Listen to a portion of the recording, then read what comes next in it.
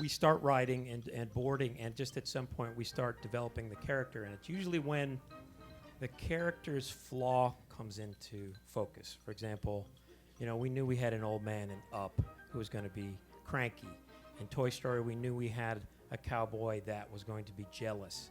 And these flaws start coming forward. In Nemo, Albert Brooks, was afraid of his son going off into the ocean. And it suggests who the person could be, but the thing that we do is we find someone that can balance that flaw. And so Woody, played by Tom Hanks, he's jealous of Buzz, but he is Tom Hanks, about as appealing as you can get.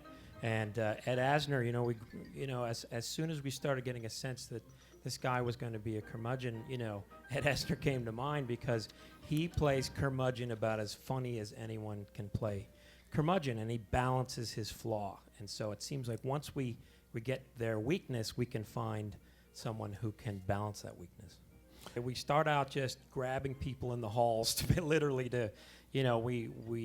we know we have to make our story reels. We don't have a professional actor, and so we have a team of about, 20, 25 people that do voices within Pixar, just animators and people that work in the cafeteria that just happen to be pretty good at acting, and so they're serving up the beans one minute, and then they're doing a scratch voice for Carl Fredricksen the next. And but the nice thing is it gives us a bit of time to develop the character before we commit, and we workshop that character from beginning to end, and the scratch voices in particular are very important to find the cadence of the character and the tone of the character.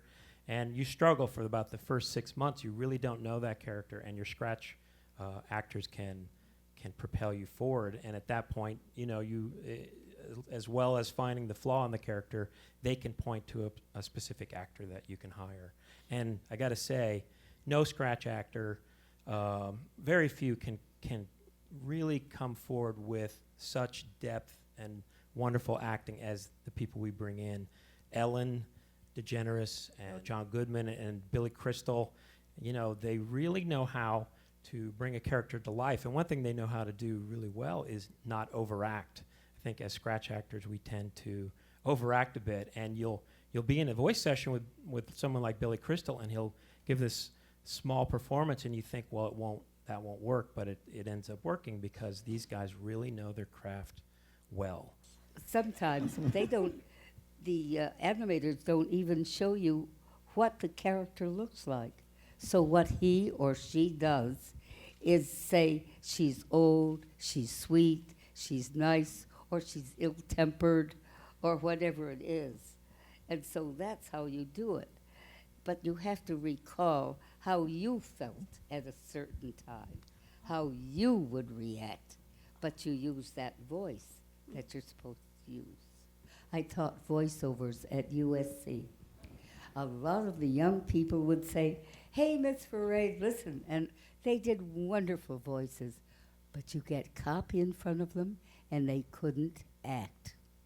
So I think it has to be inherent in you to have that ability to act, whether you could do funny voices or different voices or not. You have to have that emotion that's just born. When I did Witch Hazel, you have to hunch over a little bit because you go, and you feel like a fool sometimes if you're at a party, making all these crazy voices. But once I was in a telephone booth. They used to have them on the streets. What are those? Yes. What are those?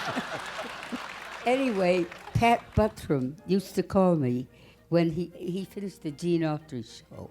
And then he had a radio show, and he would call me every Halloween as Witch Hazel to find out what the witches were wearing.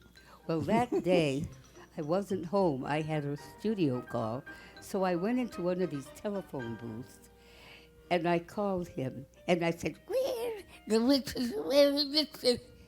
And there were people waiting to get in. And they kept looking at each other. What kind of a nut is that in the telephone booth?